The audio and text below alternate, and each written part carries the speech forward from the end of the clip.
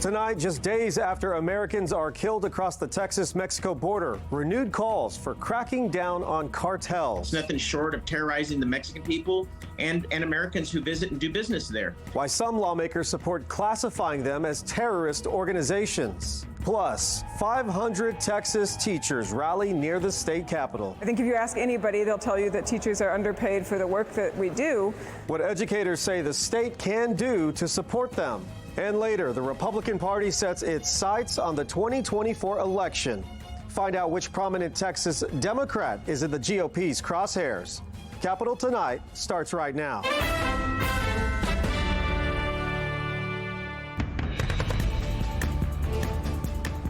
Thanks so much for joining us here on Capitol Tonight. I'm Augustine Garfias, filling in for Karina Kling.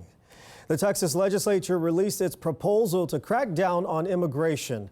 The bills would broaden state lawmakers' control over operations at the border.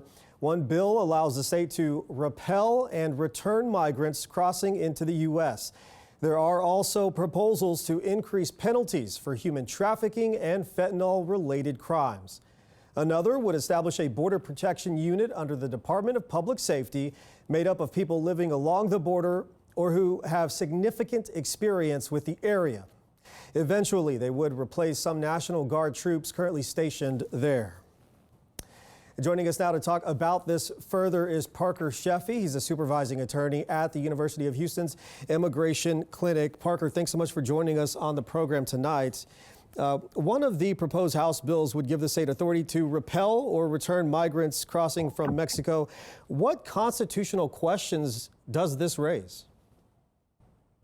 Yes, so first off, thank you for having me and for featuring this segment on this important topic. With respect to constitutional issues that it raises, I think you can think of it in two buckets. The first bucket is what power does the state have in this, in immigration enforcement generally, which is something that has historically been directly under the purview of the federal government and has been consistently upheld by the Supreme Court as within the jurisdiction of the within the federal government. The second bucket is what individual constitutional rights are prone or likely to be violated by virtue of this new and expansive program on behalf of the state of Texas at the border. So this bill obviously gives Texas more power at the border, but it sounds, based on what you're telling me, is this proposal most definitely conflicts with the federal government and its responsibilities to patrol the border. Yes. So historically, the border it has always been within the purview of the federal government. I think most recently there is the notorious bill out of Arizona in 2013, which was the quote unquote "Show Me Your Papers" bill. In that bill, the Supreme Court, in a 5-3 decision, came down and ruled against the state of Arizona, stating that the immigration enforcement is directly within the purview of the federal government, and any state action, such as this the Show Me Your Papers bill, that conflicts with the federal law enforcement program is therefore unconstitutional. A little closer to home in Texas, Farmers Branch, a suburb out of Dallas, attempted to pass an ordinance that would have required landlords to request documentation of the lawful or the immigration status of individuals who are seeking to live in their apartment complexes. That too was overruled as an encroachment upon the federal jurisdiction, the power of the federal government to enforce immigration laws. Another proposal would give citizens in the border unit criminal and civil immunity in some cases. What's your take on all that? Yes, so I think that the history of vigilantism is one that is very complex and convoluted. And I think you can think of it as it's not necessarily always good or always bad, but at the origins, I think, are definitely sinister at best. And by sinister, I'm thinking of vigilantism following the end of World War, at the end of the Civil War, where between the 1860s and 1960s, over 5,000 individuals were lynched. Examples of good vigilantism would be an example of individuals who were assisting the freedom riders during the 1960s as African Americans were seeking to express their civil rights. So you have this history of vigilantism whenever individuals are taking the law into their own hands when they believe that the law itself is not achieving the proper ends that they are seeking, or that they believe to be the proper role of law enforcement. So it's concerning, to say the least, because where is the line drawn? Who is going to hold these individuals accountable? And if you have this extra legal set of individuals who are not part of either the state or the federal apparatus as rogue police officers, who's holding them in check? Yep. Well, we are going to have to end it there. Parker Sheffy, the University of Houston's Immigration Clinic. Sir, we appreciate your time. I appreciate it. Thank you so much. Well, these proposals come as officials raise concerns about safety along the border. 3 women from the Rio Grande Valley are missing after crossing the border more than 2 weeks ago. The 3 women left in a green 1995 Chevy Silverado and were on their way to the Mexican state of Nuevo León. The FBI is working on this case along with Mexican authorities. This comes after 4 Americans were kidnapped in Matamoros, leaving 2 dead. The U.S. has issued a travel advisory for parts of Mexico. Plus, on Sunday, a large group of migrants on the Mexican side of the border attempted to make a mass entry into El Paso. The group broke part of a police barricade on the Mexican side of the border. Border Patrol says they used physical barriers to stop traffic on the Paso del Norte International Bridge. The abduction of 4 Americans in Mexico near the Texas border a week and a half ago is renewing the push to formally declare Mexican drug cartels terrorist organizations. There is some bipartisan support for such a designation, but some experts warn it could strain relations with Mexico. Our Washington reporter Rena Diamante takes a closer look. This was the site of the deadly kidnapping of 4 Americans in the Mexican border city of Matamoros, just south of Brownsville, Texas. It's believed the Gulf Cartel mistook the group for drug smugglers. The violence is ratcheting up, a pressure campaign in Washington to officially designate such Mexican drug cartels as foreign terrorist organizations. These dangerous cartels are the equivalent of ISIS and Al-Qaeda. The designation has been used in the past to isolate certain organizations and block banks and other entities from doing business with them. It could also be used to justify military action against the organization. One Democrat from a Texas border district says the designation for drug cartels should not be ruled out. We've seen some horrible graphic videos that have come out on social media over the years.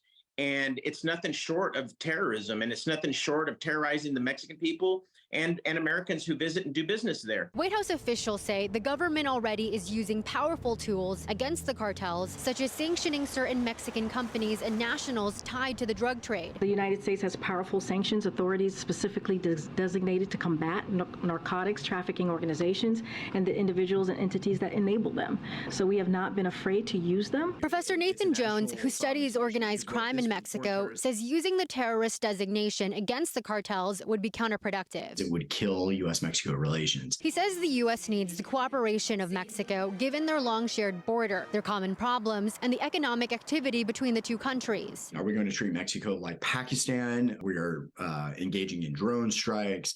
And what does that mean for sovereignty? It also would mean, and this is what would be disastrous for American policy, is zero cooperation on migration issues, zero cooperation on counter-narcotic issues. Calls to designate cartels were also brought up during the Trump administration. Since then and up to now, Mexico's president, Andrés Manuel López Obrador, has criticized the push, calling it irresponsible and a threat to Mexico's sovereignty. In Washington, Rena Diamante, Capital Tonight. A Texas judge has set the hearing over a common abortion pill for Wednesday, but took unusual steps to delay giving details to the public. According to the Washington Post, Judge Matthew Kaczmarek told attorneys he wasn't putting the hearing on the docket until Tuesday night in order to avoid possible protests or disruptions. The judge's ruling could revoke FDA approval of mifepristone, which has been on the market for more than 20 years. Right now, abortion pills account for more than half of all legal abortions.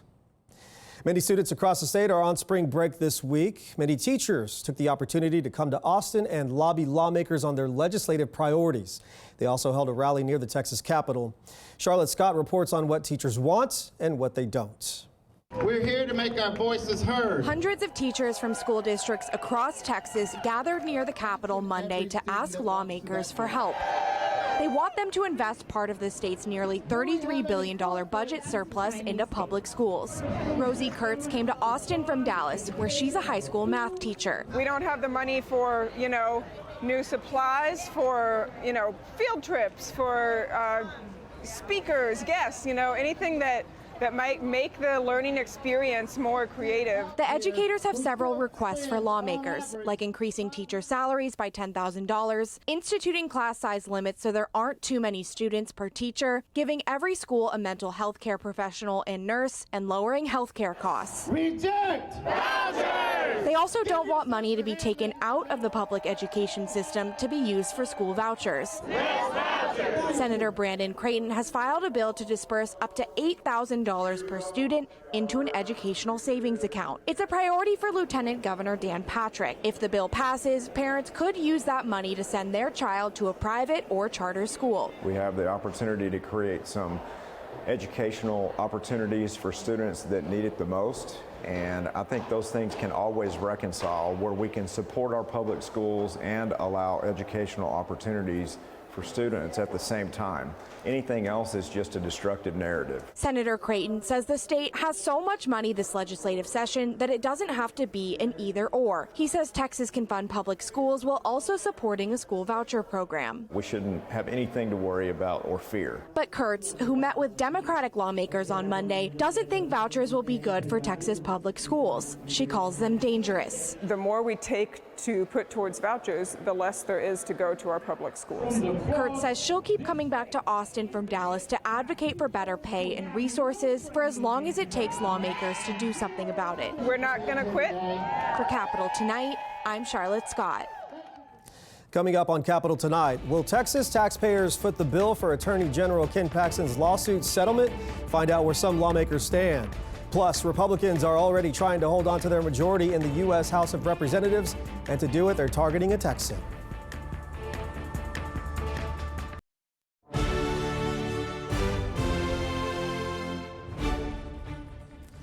Let's get a check of some of the other political stories making headlines.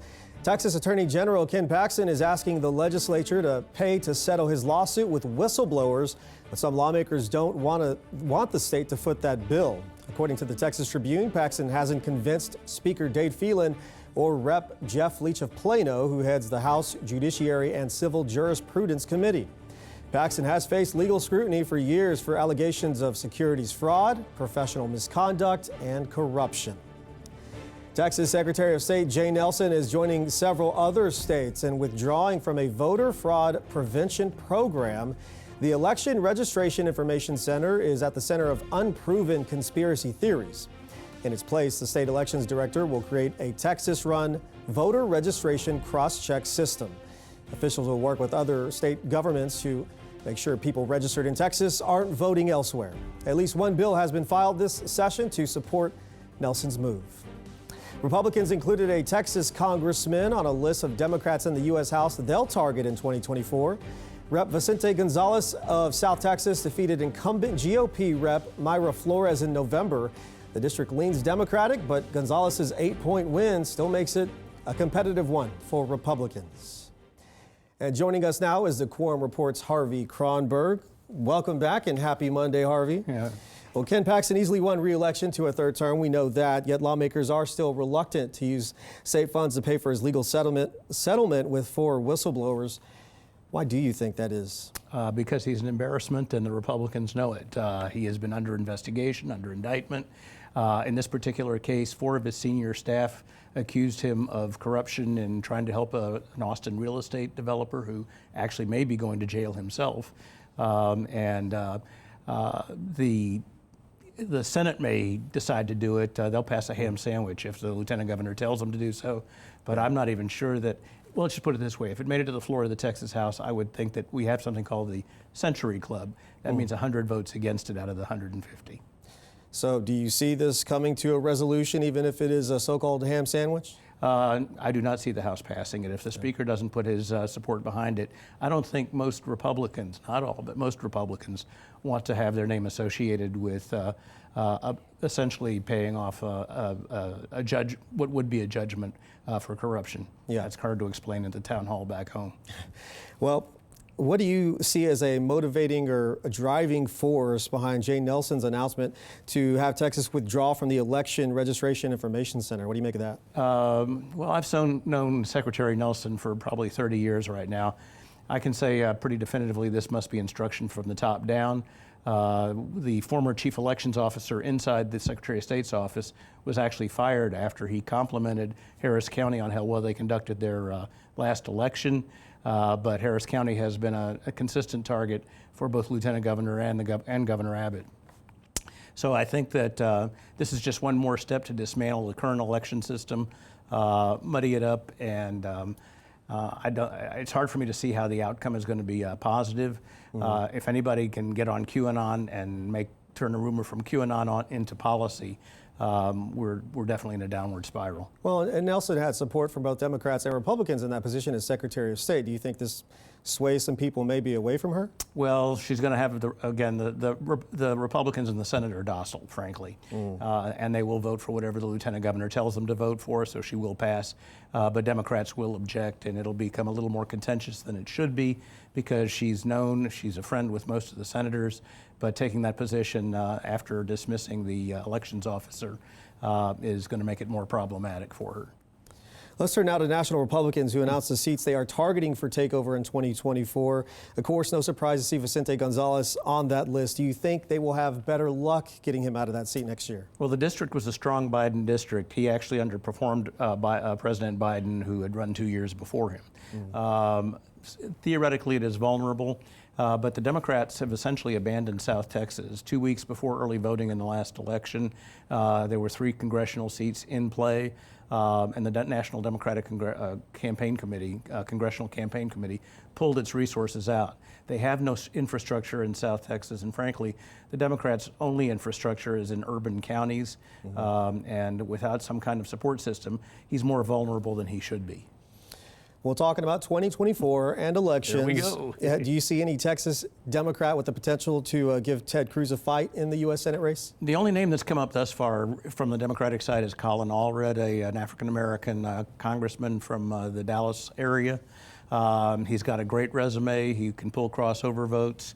The question is whether he can raise the kind of money he needs to, and that would again require national congressional campaign support, and they don't seem to have very high confidence in Texas Democratic organization. Will Hurd, who was a Republican congressman and essentially decided not to run again, may switch parties. He's also a very attractive candidate. All right, Harvey, we always appreciate the chat. Thanks for coming in. My pleasure. All right. While Congress gears up for 2024, Republican presidential hopefuls are also making the rounds in Iowa, including former President Donald Trump. This is Trump's first trip there since announcing his presidential bid. Iowa is a crucial state that will hold the first Republican contest in 2024. Florida Governor Ron DeSantis and former UN Ambassador Nikki Haley both visited last week. Trump lost the Iowa caucus in 2016 to Senator Ted Cruz, but right now he maintains the lead in early polling among Iowa Republicans. According to the Des Moines Register and Mediacom poll released Friday, the former president landed an 80% favorable rating. Ron DeSantis clocked in at 74%. Still ahead on Capitol Tonight, Biden's message to Americans following the collapse of 2 banks, how the administration is trying to keep the financial system afloat.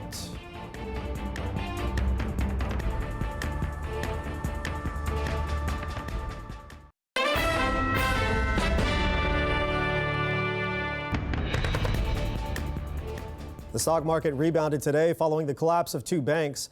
The fall of California's Silicon Valley Bank and New York Signature Bank prompted fears of a potential domino effect and the overall stability of the banking industry.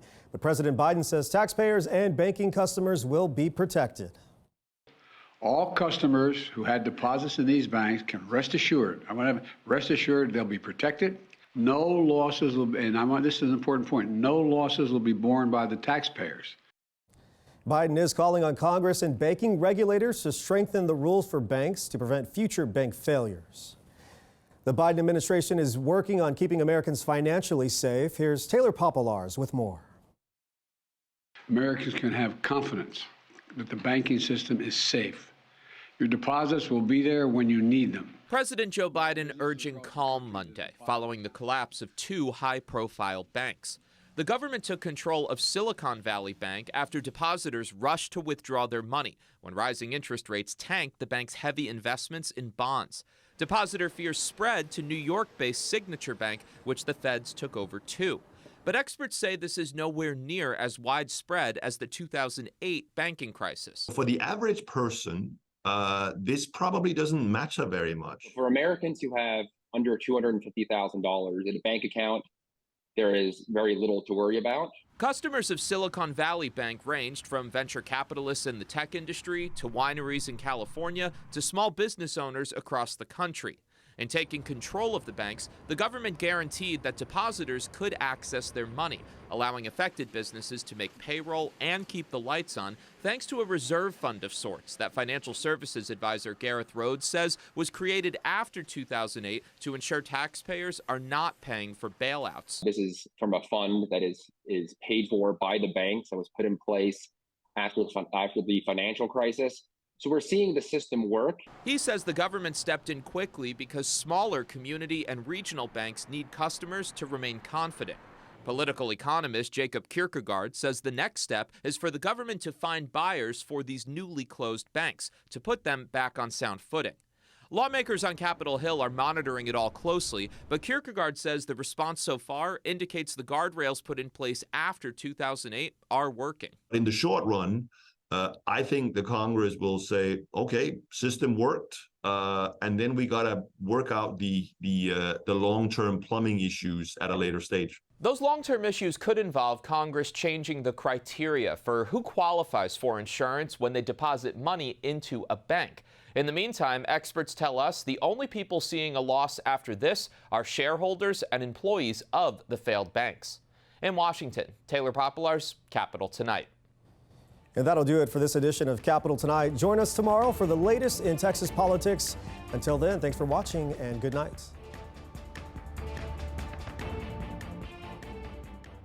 Thanks for watching our YouTube channel. For more refreshing stories about your community, click the subscribe button over here. You can also download our Spectrum News app and tune in to Channel 55 on Dish and DirecTV to get live news coverage, weather updates every 10 minutes, and more. We'll see you then.